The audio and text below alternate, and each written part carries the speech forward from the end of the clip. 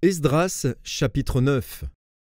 Après que cela fut terminé, les chefs s'approchèrent de moi, en disant : Le peuple d'Israël, les sacrificateurs et les Lévites ne se sont point séparés des peuples de ces pays, et ils imitent leurs abominations, celles des Cananéens, des Hétiens, des Phéréziens, des Jébusiens, des Ammonites, des Moabites, des Égyptiens et des Amoréens.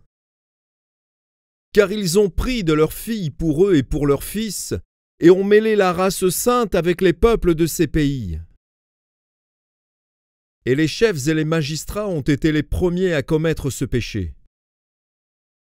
Lorsque j'entendis cela, je déchirai mes vêtements et mon manteau, je m'arrachai les cheveux de la tête et les poils de la barbe, et je m'assis désolé.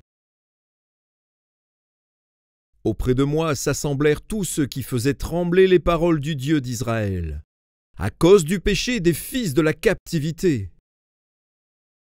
Et moi, je restai assis et désolé, jusqu'à l'offrande du soir.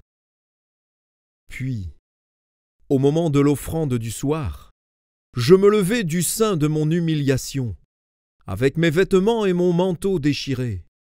Je tombai à genoux. J'étendis les mains vers l'Éternel, mon Dieu, et je dis : Mon Dieu, je suis dans la confusion, et j'ai honte, ô mon Dieu, de lever ma face vers toi. Car nos iniquités se sont multipliées par-dessus nos têtes, et nos fautes ont atteint jusqu'aux cieux. Depuis les jours de nos pères, nous avons été grandement coupables jusqu'à ce jour. Et c'est à cause de nos iniquités que nous avons été livrés, nous, nos rois et nos sacrificateurs, aux mains des rois étrangers, à l'épée, à la captivité, au pillage et à la honte qui couvre aujourd'hui notre visage.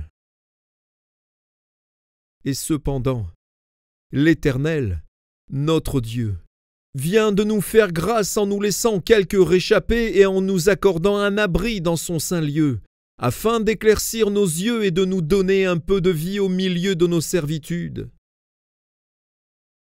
Car nous sommes esclaves, mais Dieu ne nous a pas abandonnés dans nos servitudes.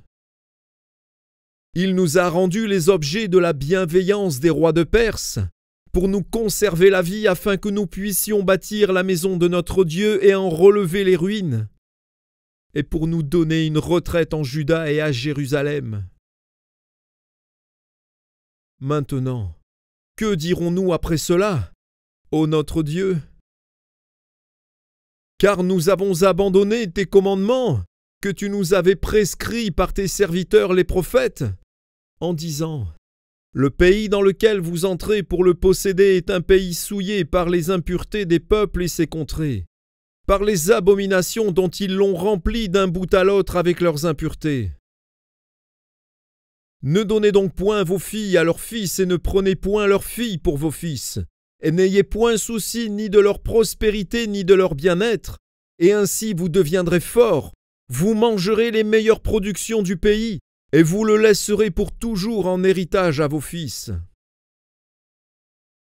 Après tout ce qui nous est arrivé à cause des mauvaises actions et des grandes fautes que nous avons commises, quoique tu ne nous haies pas, notre Dieu, punis en proportion de nos iniquités, et maintenant que tu nous as conservé ces réchappés, recommencerions-nous à violer tes commandements et à nous allier avec ces peuples abominables ?